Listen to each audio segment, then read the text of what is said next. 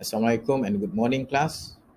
So today we continue with our next chapter, strength and power development. So when we talk about fitness or performance of an athlete, uh, one of the factor or index that determine athlete punya fitness is strength. So other index like endurance, power are other elements that need to be increased among the athletes. So today we specifically focus on strength and power development.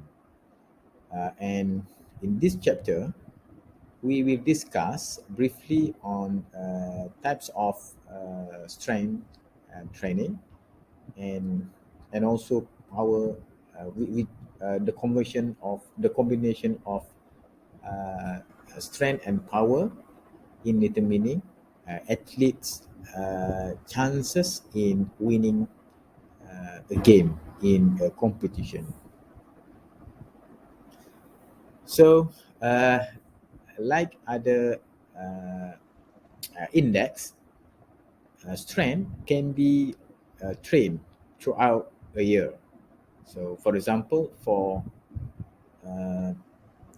for a footballer, of course, other than endurance and tactical and strategy, this index, strength and also power, it will be trained uh, for uh, what to call for, usually in a year period.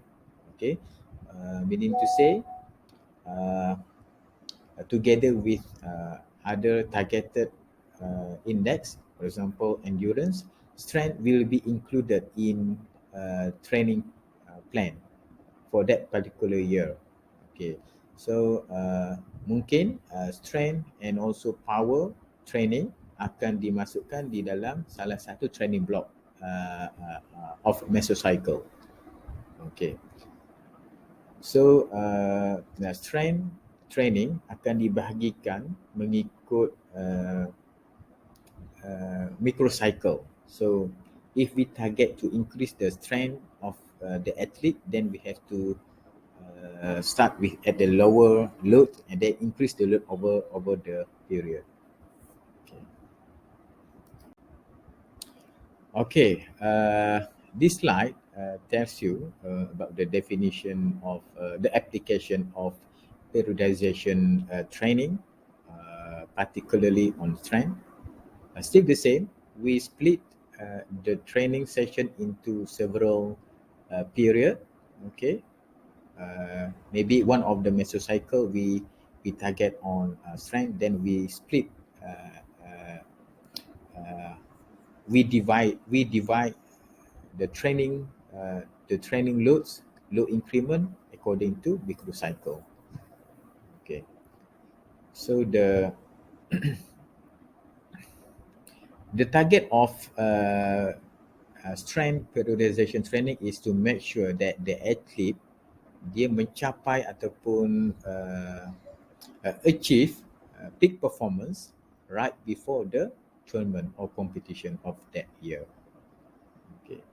uh, if if we can systematically and properly manipulate all the variable that related to strength, we can condition ataupun produce the athlete with the optimal level of fitness or performance.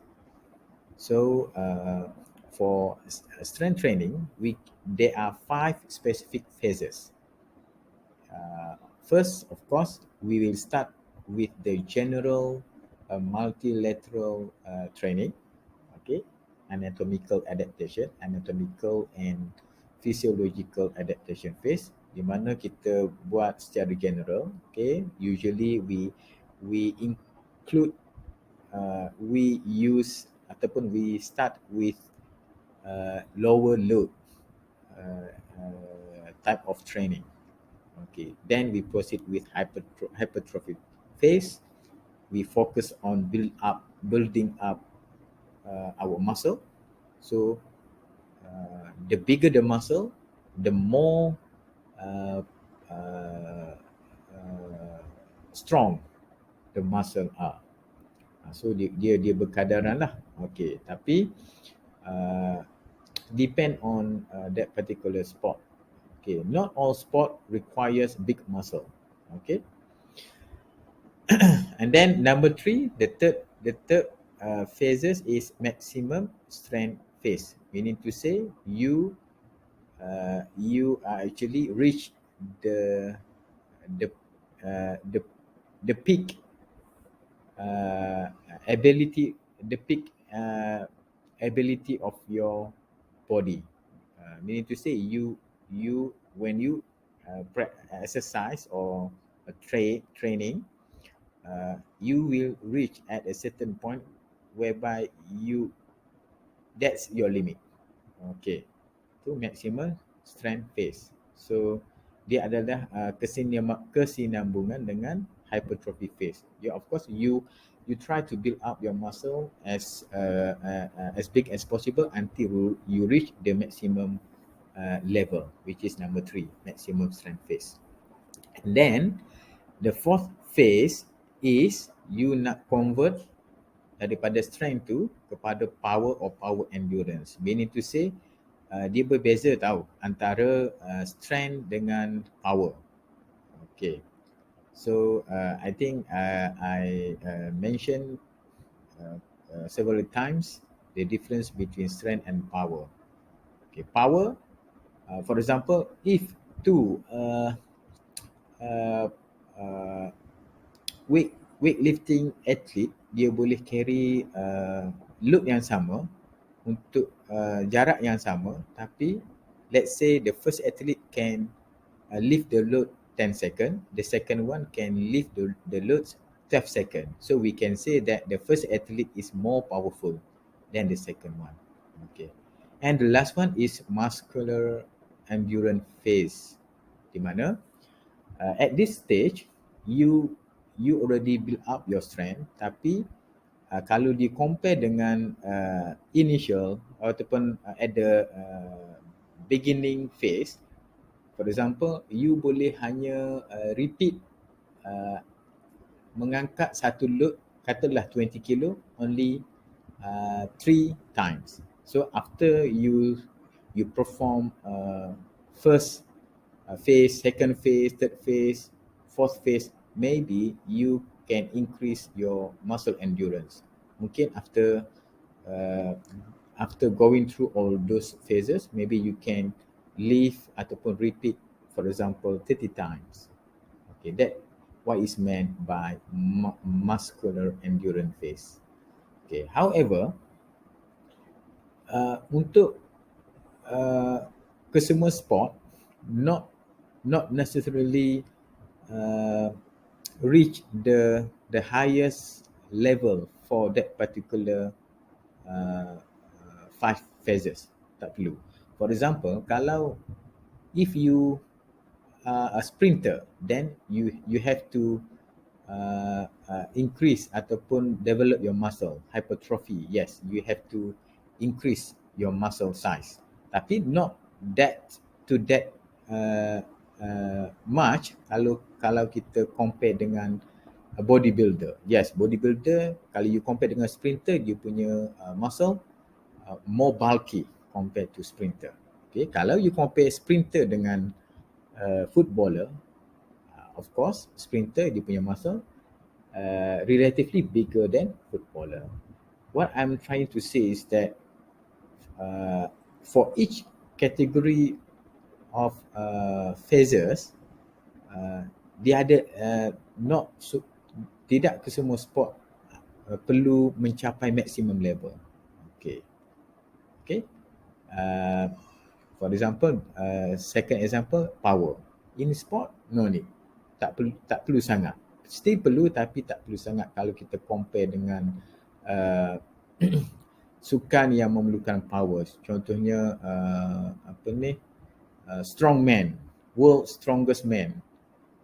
competition. That one need kepada power. Okay. There are many types of strength training exercises. We got, of course, weight training, circuit training, isometric exercise, gymnastic, and so on. Okay, so you can Google and refer to textbook in detail. So there are many methods to increase your strength. Even you can use your body to build up your strength.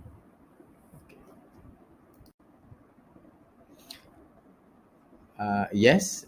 For example, if you work out uh, without using any tools or dumbbell, you can perform, for example, push up, clapping, push up, uh, plank, and many more. That one can increase your strength. Okay. You can also use equipment. Okay, during the for strength training. For example, use dumbbell. Okay, barbell, and many more. Or you can put on something that can provide weight to your body. So, for example, weighted clothing. Okay, and you can also use machine to provide resistance. So the higher the resistance, the more challenge provided to your body. So it should be increased bit by bit uh, along the training period. Okay, we move to the comparison between aerobic versus anaerobic exercise. So in general, strength training is a kind of anaerobic exercise.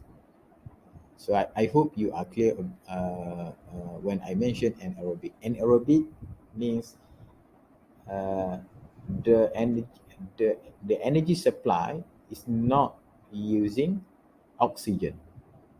Okay, the ATP, the energy comes from the muscle itself. Okay. However, at lower intensity training, okay, at lower intensity training, even though it is an aerobic, but still it involves a lower percentage of aerobic process. Okay, uh, if you notice, even though if you for example perform push up or clapping push up, okay, you can feel your heart's beating, meaning to say still aerobic system contribute to the energy production. Okay. The key point is dia nak cerita dekat sini weight training uh, commonly dianggap sebagai an aerobic exercise. Okay. Uh, other than that, other certain people use weight training for other purposes. For example, for rehab. Okay. For example, after an accident, then dia perlukan kepada certain exercise untuk uh, apa ni kembalikan balik fungsi muscle. For example, dia perlukan start daripada lower load, increase the load to the normal load that normal people can lift up. Okay, and also for weight loss. Okay, and also body shaping. Uh, so weight training not only for increase the strength but also used for that purposes I mentioned before. Okay. Um,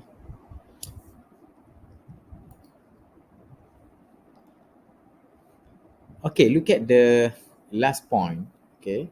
In extreme condition, for example, kalau you still remember in the previous slide, about the muscular endurance. Okay, during that phases, the fifth phase, biasanya both system will involve aerobic and anaerobic energy system activated. Of course, you have to have a good anaerobic system for your muscle to supply the energy. At the same time, you want to repeat many times. Then you need oxygen system, aerobic system untuk supply the energy. So to reach that level, you need to train. Okay, maksudnya you kuat, you punya muscle kuat dan juga apa ni, dia punya ketahanan tu tinggi. Okay. Alright, this slide, kalau you read through, is quite complicated to understand. Tapi dia punya main point, dia nak cerita dekat sini, actually ada dua jenis energy system. Okay, as I mentioned, aerobic and anaerobic. Okay, biasanya anaerobic di sistem itu digunakan oleh fast twitch muscle fiber. Kalau slow twitch muscle fiber, dia menggunakan aerobic system. Meaning to say, kalau atlet yang membina muscle, percentage of fast twitch muscle fiber lebih tinggi, lebih banyak. Okay, dia still ada slow twitch tapi percentage yang rendah. Okay, meaning to say, kalaulah you punya bicep tu, you bina muscle bicep, dia tak semua 100% bicep tu composed of fast twitch muscle fiber. Dia ada juga slow twitch muscle fiber. Okay. And then dia bagi explanation point number 3. Okay, point number 4. If anaerobic system ni, muscle fiber can provide fuel ataupun energy faster than aerobic system. If aerobic system, dia menggunakan sistem peredaran darah di mana oksigen akan dibekalkan. That's why nama dia aerobic. Okay, aerobic. Dia menggunakan oksigen. So bila oksigen, we need for blood circulation to supply the oxygen to the muscle. Okay, tapi dia lambat.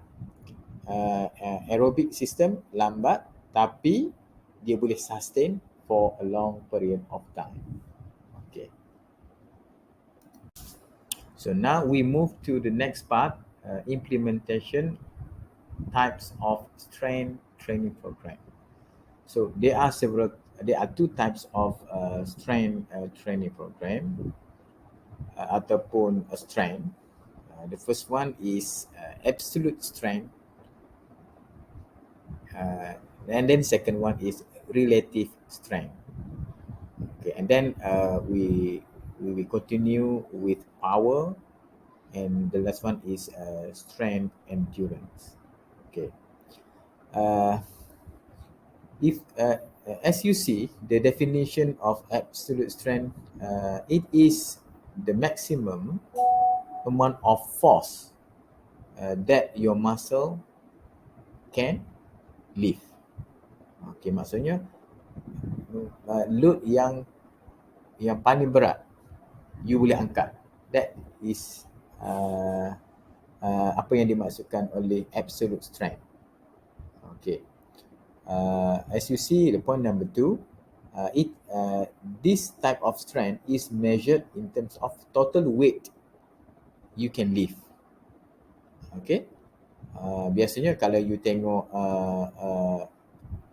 for example deadlift ataupun weight lifting sport, that is example, meaning to say dia hanya angkat satu kali je. Okay, satu kali je, and then the load is the highest one, is the loudest one. Okay. And there are many other example. Okay, you can read through yourself. Okay, biasanya strength training we target to improve the 1 RM, one repetition maximum. Okay, single lift. Okay, by performing single lift. Okay, kalau you tengok yalah, absolute strength ni dia ada banyak lah. Kalau you tengok deadlift, dia angkat sampai lutut je. Kalau weightlifting dia angkat dia habis dia ada apa ni, clean and jerk. Okay, so dia ada banyak step lah, tapi dia punya point adalah that is the maximum load you can lift up. Okay. Okay, the next type of strength training is relative strength. Okay, it is defined as the total amount of weight your body can lift relative to your body weight. Usually, relative strength is used, for example, dalam apa ni, gymnastic competition. Okay, kalau you tengok relative strength totally different with absolute strength. Okay, bermaksud dalam bahasa yang paling mudah, I boleh cerita macam ni.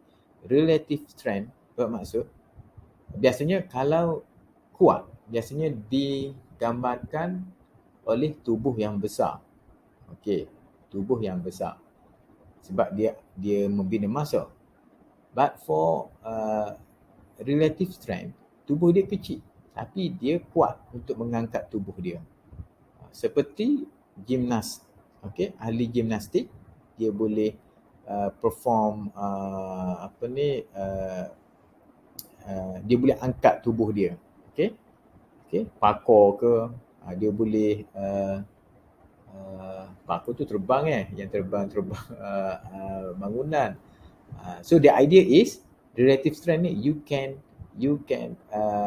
apa ni, lift up your body even though your muscle is not as big as apa ni, absolute strength. Okay. So you can either increase your relative strength dengan cara you kurangkan berat badan. Okay, bila berat you kurang, then you can your chances untuk angkat your body lebih tinggi, and then mungkin banyak kali. Okay, banyak kali. Okay, contohnya you boleh pumping, okay, kalau you berat, tubuh berat, of course lah mungkin 2-3 kali. And then kalau you kurangkan berat, you can increase repetition of pumping. Okay. And then second, you increase your lift number without gaining weight. Okay. Maksud, yalah, maksudnya you try to increase the repetition of for example pumping, tapi you maintain the weight. Okay, so you can either choose either one lah to increase your relative strength. Okay, please refer to point number 4. Okay, an athlete dikatakan mempunyai high level of relative strength kalau dia less fatigue. Okay, less fatigue. Kalau kita compare dengan the opponent, contohnya kalau dia melakukan gerakan-gerakan melibatkan tubuh dia tu, dia lebih cepat fatigue, bermaksud dia punya level lower than the first one. So in relative strength, one of the factor that we have to concern is body weight. So body weight tu memainkan peranan yang penting. That's why if you observe gymnast, ahli gymnast, dia punya tubuh dia tak bulky lah. Okay, dia lean je. Tapi dia kuat. Okay, relative strength dia kuat. Okay, next we move to power. Okay, power means how quickly you can use your strength. Okay, as I mentioned just now, two two similar bodybuilder can carry uh, same loads from point A to point B at different speed ataupun different time. So the shorter the time, uh, the more powerful the athlete is. Okay, so that's why term speed. Okay, point number two, dia dikira dari in term of speed. The quicker, the power. Okay. Okay, the rest I think you can read by yourself. Okay, same example. Mm, okay, I'm quite interested with the point number one, two, three, four, five, six. Okay, in boxing, for example, okay, those who can punch uh, the opponent relatively harder than the opponent, he or she is called to be more powerful. Maksudnya kalau tumbukan itu lebih kuat, lebih padu, bermaksud dia lebih powerful. Okay. And uh,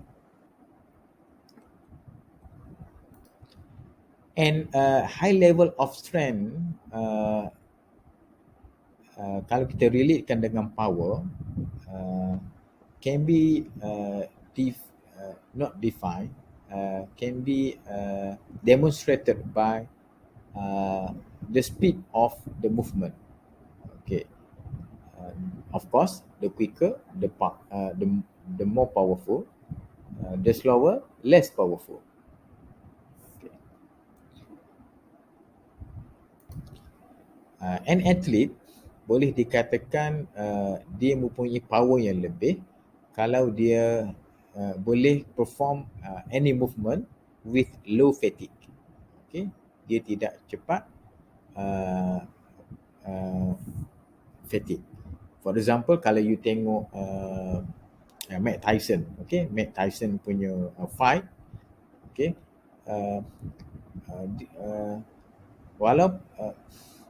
walaupun after several round, kalau kita compare dia punya punch tu lebih powerful berbanding opponent dia.